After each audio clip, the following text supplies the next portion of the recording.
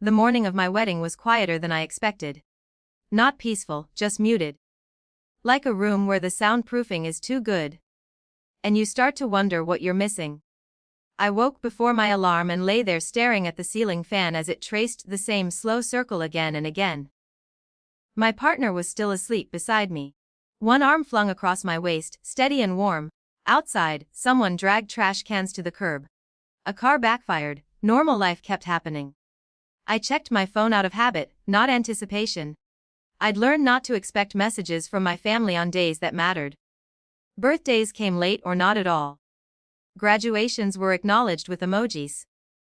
Big moments made them uncomfortable, like they didn't know where to stand. The text from my mom arrived while I was brushing my teeth. Don't expect anyone to come.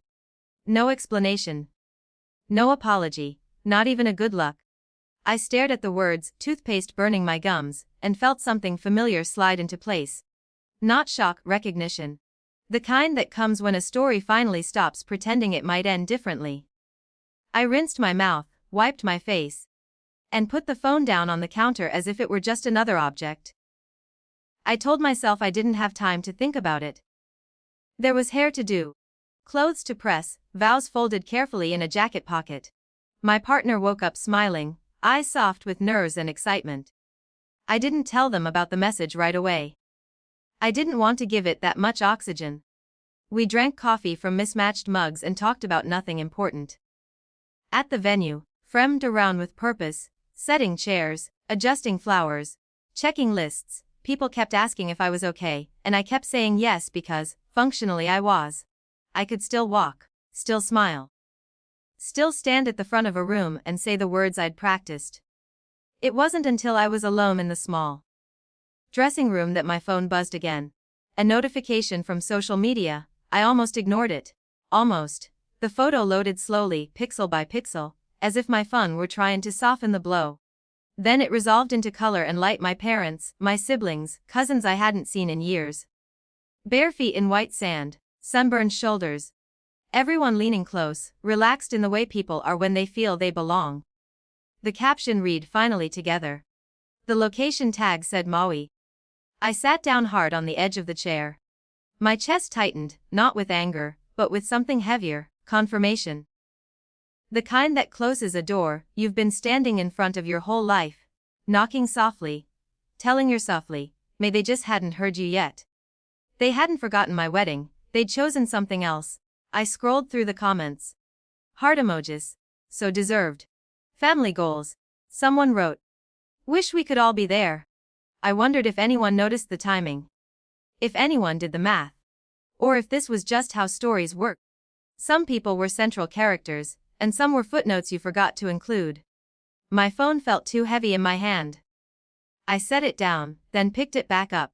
I typed one text. Just one. Perfect timing. I didn't add punctuation. I didn't explain. I sent it and turned the phone face down. For a few minutes, I sat there and let the grief do what it needed to do. It didn't come as sobbing or collapse. It came as inventory. I thought about childhood holidays where I waited to see if they'd show up. About phone calls returned days later. About how I learned to say, "It's fine," before anyone asked. I realized, with a clarity that hurt more than the photo, that I had been grieving this family in installments my entire life, never letting myself feel the full weight all at once. Until now. A knock on the door pulled me back. 5 minutes. Someone called. I stood, smoothed my clothes, and looked at myself in the mirror. My face looked the same. Maybe a little older. A little steadier. The ceremony was small. Intimate. Chairs filled with people who had chosen to be there, some driving hours, some flying in on short notice, all of them showing up with an ease that felt almost unreal. When I walked down the aisle, I didn't scan the crowd for familiar faces. I already knew who wasn't coming. I focused on my partner. On the way their eyes filled when they saw me. On the way their hands shook just slightly when they reached for mine. We said our vows without interruption. Laughter came in the right places. Someone sniffled. Someone dropped a program. Life, imperfect and present, unfolded exactly where it was. At the reception, a friend raised a glass and toasted us with words that surprised me in their accuracy. They talked about resilience. About chosen family.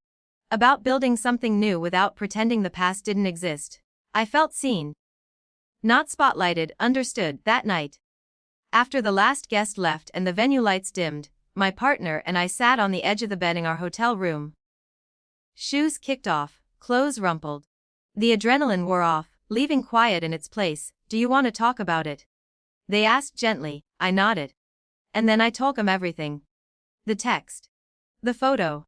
The way it all finally made sense. They didn't interrupt. They didn't try to reframe it or fix it.